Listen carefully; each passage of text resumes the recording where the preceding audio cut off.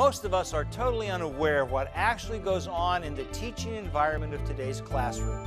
Our guest today spent 17 years as a science teacher in state schools in England and Wales, similar to the public schools in the U.S. He uses this experience to bring to light the secular way of thinking that is so pervasive in our public schools. Coming up next on today's edition of Origins, Truth, Lies, and Science Education, Part 2 with Paul Taylor.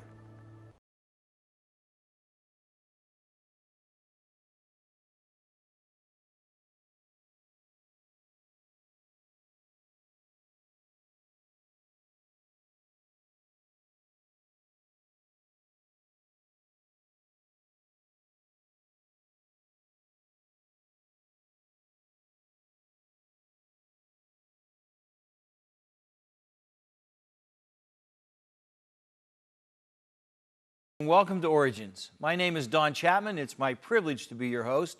During this program, we showcase interesting guests who present evidence from science along with other important facts to validate the truth of creation and the accuracy of the Bible. Today's guest, Paul Taylor, graduated with a Bachelor of Science degree in chemistry from the University of Nottingham and later obtained his master's degree from the University of Cardiff. He is also a website programmer and a former high school science teacher. He's been speaking and writing on the subject of creation around the world for more than 35 years. Paul, how wonderful it is to have you with us today. Thank you for having me. Now, we're talking about truth, lies, and science education. You're not implying there's any lies in science education, are you? In actual fact, I don't want to be too down on this because there aren't deliberate lies, but you know, in my book on the same title, I do show that there are some errors that have crept in, mostly because people are coming from things from a different worldview. There's a whole perspective that's being supported there, isn't there? Yes. I mean, the educationalist Mark Roke says that science, whether it's chemistry, physics, or biology, is always interpreted in the light of a person's worldview. Exactly. The idea that any scientific evidence is neutral is nonsense. Evidence makes no sense whatsoever unless it's interpreted in the light of a worldview. And to pretend otherwise is disingenuous.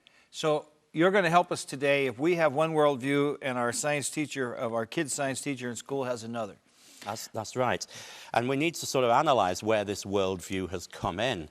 So, this particular slide is taken from the Florida State Science Education document.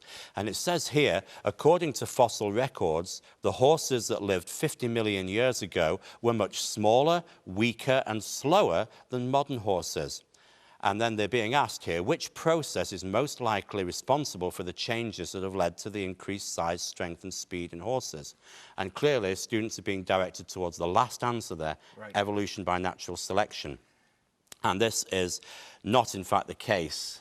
They assume that horses have got bigger and bigger and bigger to modern-day horses, whereas, in fact, we find that modern-day horses are a huge variety of sizes.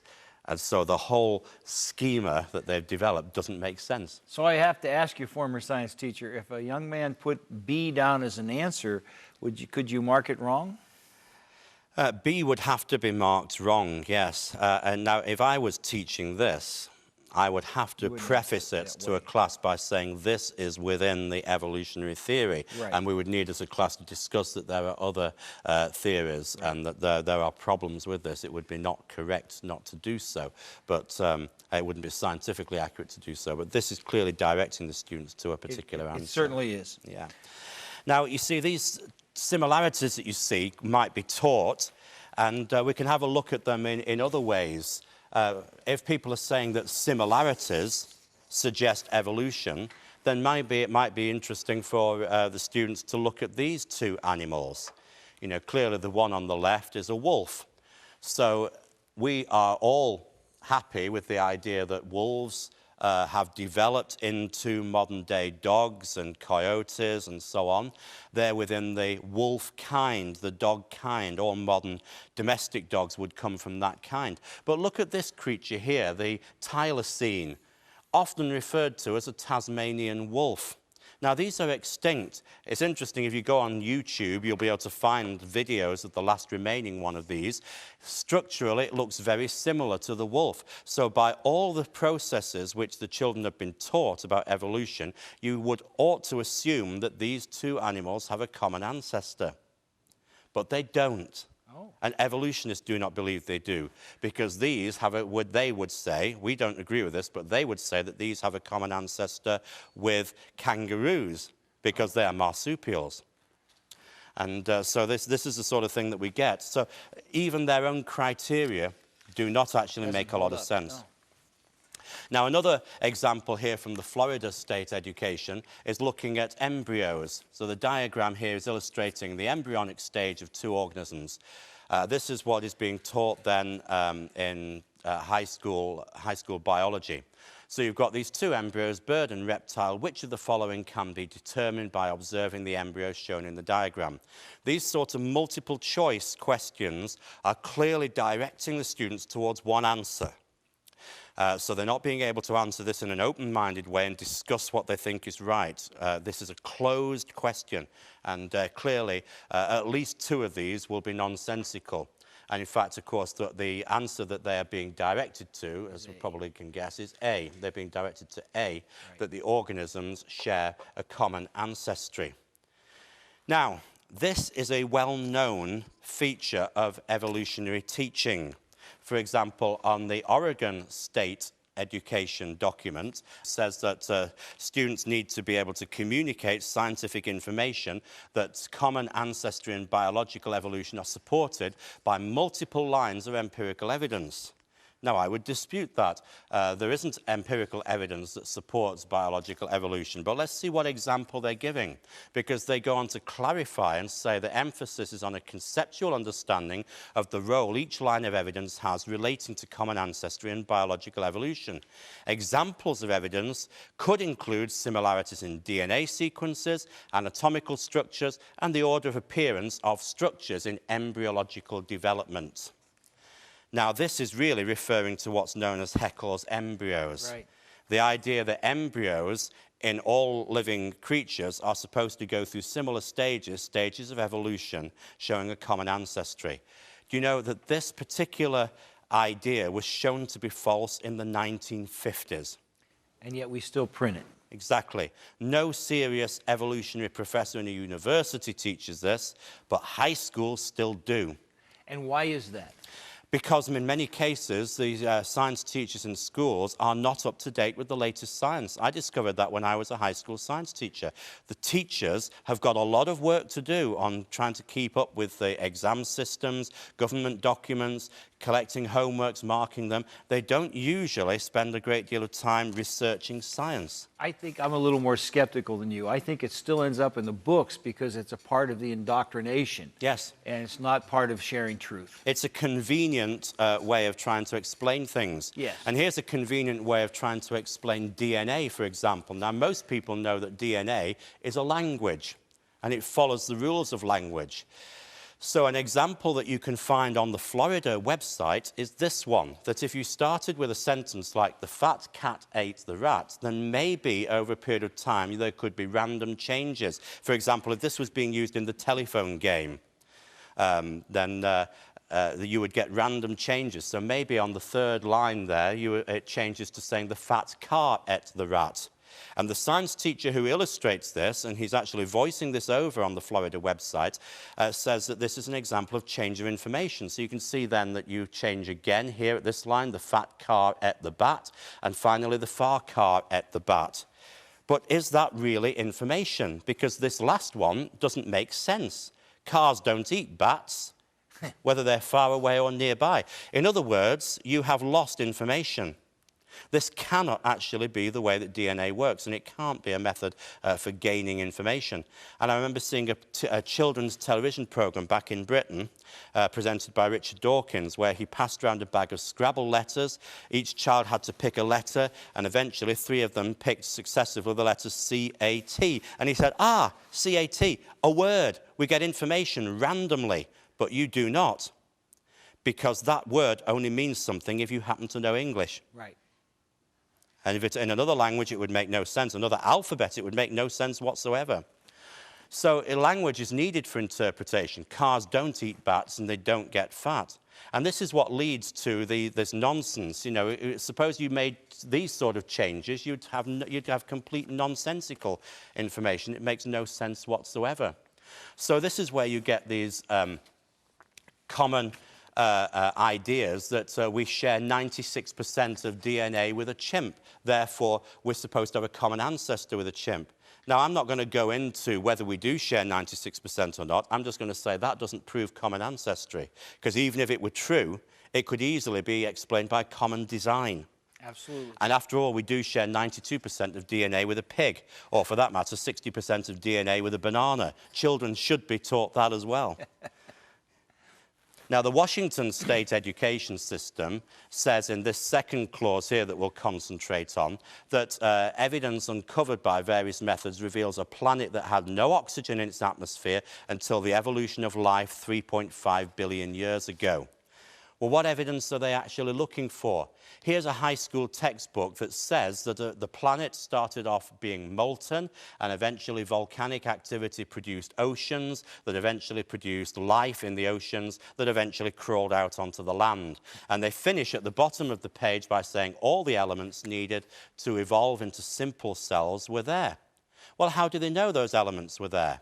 Because of this famous experiment known as the Miller-Urey experiment, where they heated up water, so you get water vapor being heated up, and then once that water vapor has been heated up, it's passed into a reaction chamber where methane, ammonia, and hydrogen are put. The mixture is cooled down, and then the reactants actually extracted. And the point is they get amino acids here. So where do those amino acids come from? And we're told that those amino acids are the building blocks of life. But the point is there is no elemental oxygen in there. Why is there no elemental oxygen in there? Simply because they know that if there was any elemental oxygen in there, it would immediately smash up the amino acids.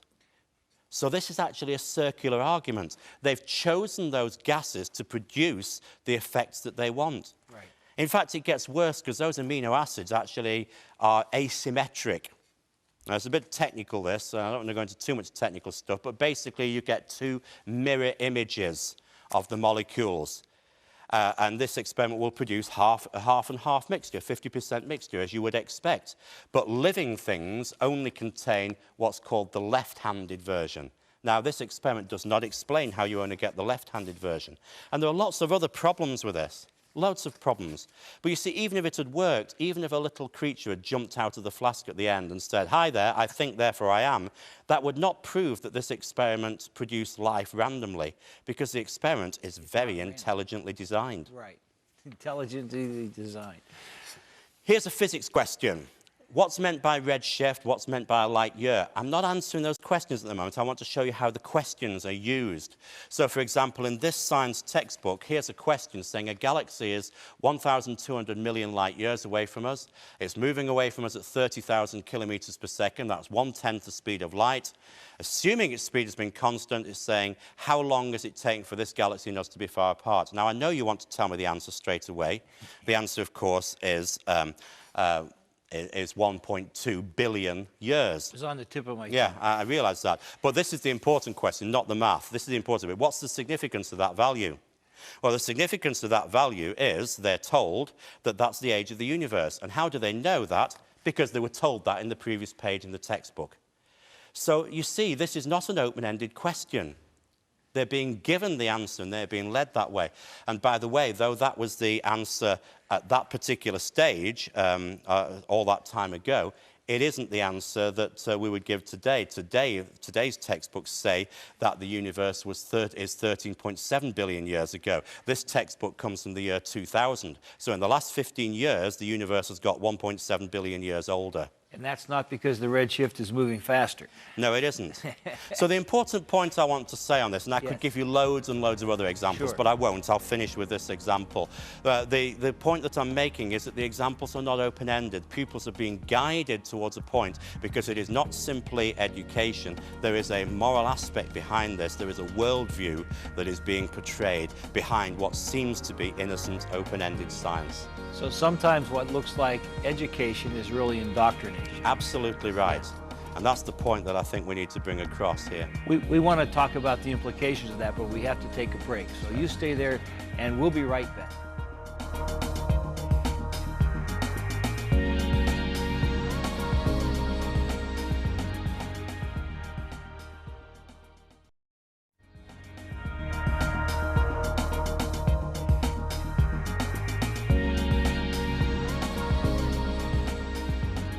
We are back to Origins, and we're talking to Paul Taylor about truth, lies, and science education. Paul, when we left, you were making the point that a lot of science books are kind of set the student up. They kind of guide them to the answer they want them to have rather than really looking for the truth. Yes, and I think that's a shame because what we read at another time in another show from a Washington State document was that science is actually about developing hypotheses and then criticizing them, bringing them down. And I want to show students that they should be able to challenge the assumptions behind a lot of this science. That's what science is. And, Absolutely. you know, one of the things, it takes the truth out of our textbooks. It also takes the excitement out of science. Yes. That there should be a discovery where we're honestly looking together for something new, something exciting, something true. Yes. And it's a shame we've lost that. It is, and I think sometimes we're out of the sciences, we're the most critical of biology because biology is the one that seems to oversimplify things for students and give them these facts that we know are not facts, but are basically untruths that they have to sort of learn and use. But it's not the only area of science. I've got a further example here, for example, which is from physics. Yeah. And, you know, maybe people need to understand this. It's to do with radiometric dating, how you date the age of a rock. And here's a high school textbook. This is an English high school textbook, but I've seen similar things in American textbooks too. So it says in the example, there's a rock sample, and the proportion of uranium-238 atoms to lead-206 atoms was found to be 4:1. So the question is, how old is the rock? What they're saying then is that using this diagram, then on average for every 5 atoms of uranium-238 when the rock was formed, 1 atom has decayed and 4 atoms have not decayed yet. And that is immediately the thing that the students should challenge. In other words, how do we know that point? So from the graph, they're saying, well, 80% is uranium-238. So you can see from the graph it cuts at 1,500 million years. Therefore, the rock is 1,500 million years old. So let's just show the things that the students should have been able to challenge. First of all, there are 3 assumptions that this question has made. First assumption is that the half-life of uranium has remained constant, that it has always been the same rate throughout the supposed millions of years that that rock has been there. Now, without going into complex stuff, there are a lot of scientists who have shown that half-lives actually vary. They are not constant. And it's very likely that the half-life of uranium changed considerably in the past. Secondly, a more easy one to understand is that the question assumes that when the rock originally formed, there was no lead in it. How do they know? Yeah. You know, I always use an example where I say, what if I had an hourglass here on the desk? You measure the amount of sand in the top, measure the amount of sand in the bottom, measure how fast the sand's going through. You can calculate how long that hourglass has been going, can't you? Yeah. No, you can't, because you don't know that all the sand was in the top when I put it there. Oh. And that's the point. How do we know that there was no lead in that rock when the rock was formed? We don't have Doctor Who's TARDIS to go back and find out. And thirdly, and finally, that all the time that that rock has been sat there, that no lead has either been washed into the rock or washed out. And I use the word washed because lead compounds are pretty soluble in water. So it defies logic to suppose that for millions of years that rock has been there with no water washing it in or washing it away. You know, you bring a healthy skepticism that really is what makes science work, isn't it? Yes. You have to ask those kind of questions. I used to train my students to be skeptical. And I remember the very first time as a young teacher that I introduced the theory of evolution to them. I'd brought this skepticism to them, and they'd had me for 3 years, and in the third year, I introduced the theory of evolution to them. Do you know, they all fell about laughing. So, scientists don't really believe that, do they? I said, look, I'm afraid they do. Some of my colleagues do. Please don't offend them too much. But yes, I agree with you. It's laughable. And when they've been introduced in that way with that skepticism, they saw the point. Yes, that's wonderful. But, you know, I want to bring this back to what our responsibility is here, because I want to show you how I think this happened and give you a practical example of what we can do about it.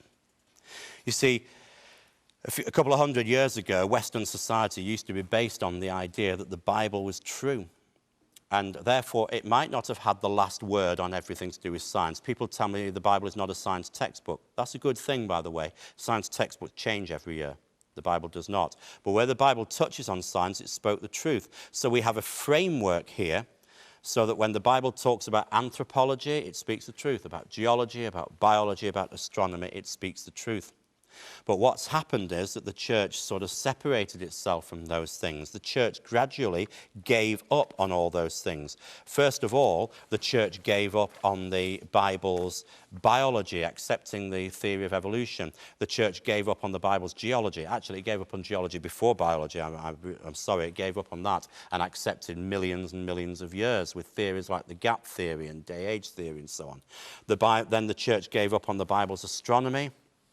And the church gave up on the Bible's anthropology, actually then adding that the human beings had evolved as well as other animals. So now the church has nothing to say about the world. It's got no involvement in that framework. And that's really what I think has come about. It's a really dangerous situation that we've got ourselves in. We've got to reclaim it because our children are coming to our churches in Sunday schools and they're not being taught real facts. And I think there are practical ways forward where we can actually put this right. And I want to suggest a practical alternative, which might be the sort of thing you might want to do around your dinner table, because we're told, aren't we, in Deuteronomy, that we should be talking about these things to our children as we walk with them, as we eat with them, and so on. And it's what's called the Trinity curriculum model. It was developed by Steve Thomas and David Freeman. And it's a Trinity model because it involves three things: source, means, and fulfillment. So let me give you an example. Supposing we wanted to teach our children, or we knew that our children at school were learning about the water cycle. Okay. So the water cycle is clearly the fact that you've got evaporation of the oceans, so you're getting condensation, you're getting rain that's falling on the land, the water is going back to the sea again. Now, I love the water cycle, and the water cycle is mentioned in Scripture in Ecclesiastes chapter 1. It talks about it there. You've got a very good illustration of the water cycle. So this is something that children need to be taught about. But first of all, maybe we should be telling them that there is a source concept that they need to learn. And this source concept is that God is Jehovah Jireh. He provides all that's needed for creation. All the water that's needed for creation is provided by God. There's a heart concept that I think children should know here, a seed truth of wisdom expressed in one sentence. We need to find that for everything we teach them. And this is the seed concept for this topic, that the water cycle reveals God's wise and economic provision. And that should be the first thing, the source of the topic. Then we come to the second thing, which is the means. And this is the traditional teaching. This is your facts. This is where you demonstrate the water cycle to the students. This is where we give questions to check that they understand it. So this second section is what you think of as the traditional teaching. But then the third section is the fulfillment. So having gone through this, has the student understood what this means about God? And we discuss this to see if they can understand the implications behind the water cycle and behind that heart concept. And I think, you know, even if your children are in public schools, this is the sort of thing that you can be framing the topics in the home situation around the dinner table once they've learnt these things. That's excellent. So really in the middle is the teaching. Yes. But first we're putting it in context of God, and secondly making the application. That's right. And I think we just need to frame the things that children are learning, particularly in science, in that way. It might be useful to sort of close off here with a quote from Martin Luther, because Martin Luther had something to say about education. He said this. He said, "I would advise no one to send his child where the Holy Scriptures are not supreme." He said, "I greatly fear that the universities, unless they teach the Holy Scriptures diligently and impress them on the young students, are wide gates to hell." You know, and if we're not addressing this education of our next generation, then this is the problem that we're going to have. We're going to leave them in this state. According to Hebrews 11, faith is substantial, and faith actually is the evidence of things not seen. I don't need evidence to back up my faith. My faith is the evidence. Amen. You've given us a lot to think about today, Paul, and especially I think this is important for our parents who still have kids at home. And I just want to reemphasize that you keep talking about getting around the dinner table together and discussing what they're learning as a grandparent. I look back on the days when my kids were young and I thought they would never end, but they go by pretty quickly. Yes, they do. And if you aren't intentional in those years, there's going to be years of regret later. Amen. That's absolutely right. So thank you for this good teaching, but also the caution and the warning that's in there to be parents who are really engaged, because this is the time that matters. It is indeed. Thank you so much. Friends, I hope you've heard the message that Paul has brought us today, the clear scientific evidence, but also the spiritual insight behind it. And never forget this, my friend, it's God's view that He created you. That should be your worldview too. Join us again soon here on Origins. Until then, God bless you, my friend.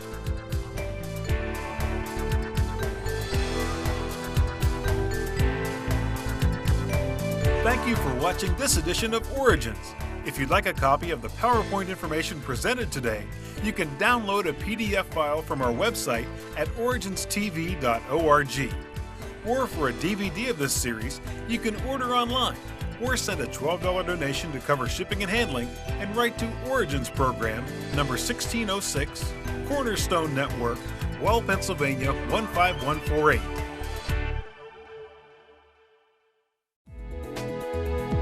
Origins is made possible by the faithful prayers and financial support of you, our Cornerstone family.